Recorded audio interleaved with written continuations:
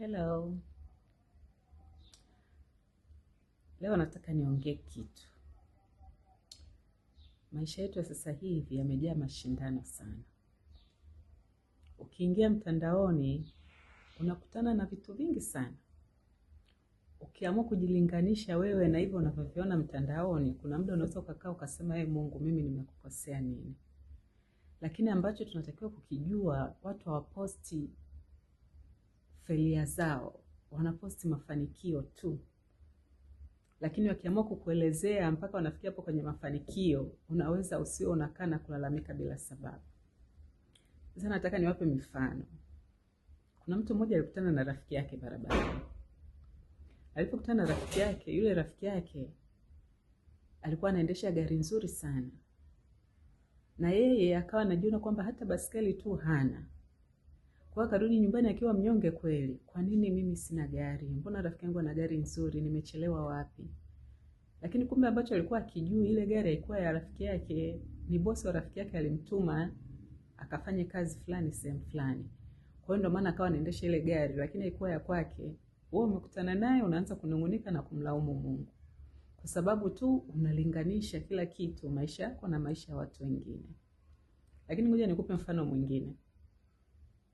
Familia A, mwanamke alikuwa anamlaumu sana mume wake. Kila wakati akishuka kwenye gari, mume wangu mbona unifungulii mlango? Mbona mume wa Jeni kila wakati akishuka kwenye gari anafunguliwa mlango? Kwa nini wewe usinifungulie? Mara zote unakuwa tu hivyo, unifungulii mlango. Kumbe asichokijua, gari ya Jeni na mume wake ni mbovu.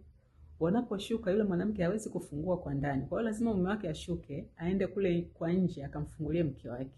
Wewe umekaa unamlaumu mume wako, mwisho mgombane kwa sababu tu umeona fulani anafanya nini, lakini usijue nini kiko nyuma ya kile kitu kinachofanyika. Niwape mfano wa tatu. Mtu mmoja ameamua kwenda kumtembelea rafiki yake. Yeye nyumbani kwake na ndoa yake wana mtoto mmoja. Wamehangaika karibu miaka 5 kutafuta watoto wengine, bahati mbaya hawajapata. Ameenda kwenye familia ya rafiki yake, anamkuta rafiki yake na watoto 3. Anaanza kunungunika ndani kwa ndani. Kwa nini mimi sina watoto 3?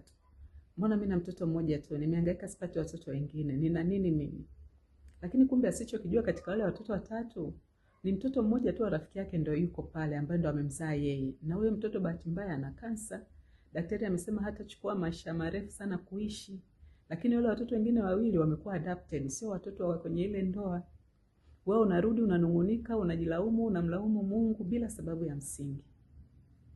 Kwa nini yote haya yanatokea? Kwa sababu tunashindana. Mashindano yamekuwa mengi, na ndio maana unakuta vijana wengi sana sasa hivi wana magonjwa ya akili, vijana wengi wana stress. Yaani maisha yamekuwa na changamoto nyingi sana kwa sababu tu ya malinganisho. Ushauri wangu, jilinganishe wewe mwenyewe wa jana na wa leo. Utaona unaishi kwa amani na furaha. Tuache kujilinganisha. Kutamani kitu sio vibaya, lakini unatamani vipi? Na usiruhusu mitandao ikupelekeshe. Trust me, they are not posting their failures. Kumbuka wewe ni wa thamani sana. Usiruhusu changamoto yoyote ile kurudishe nyuma. You're very unique and you matter. Have a nice day.